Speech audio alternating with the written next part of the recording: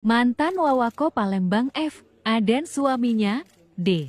S. ditetapkan penyidik Kejaksaan Negeri Kejari sebagai tersangka dalam kasus dugaan korupsi pengelolaan biaya pengganti pengolahan darah pada Palang Merah Indonesia, Kota Palembang, Selasa 8 April tahun 2025.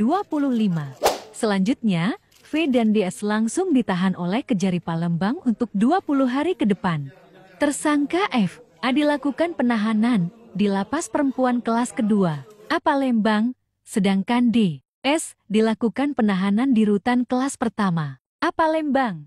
Kepala Kejari Palembang Hutamrin Asej Amech dalam keterangan persnya, 8 April tahun 2025, menjelaskan bahwa setelah dilakukan penyidikan berdasarkan dua alat bukti yang sah menurut pasal 184 KUHP, maka F, A dan D. S telah ditetapkan sebagai tersangka dalam perkara dugaan tindak pidana korupsi pengelolaan biaya pengganti pengolahan darah pada Palang Merah Indonesia, Kota Palembang tahun 2020 sampai 2000.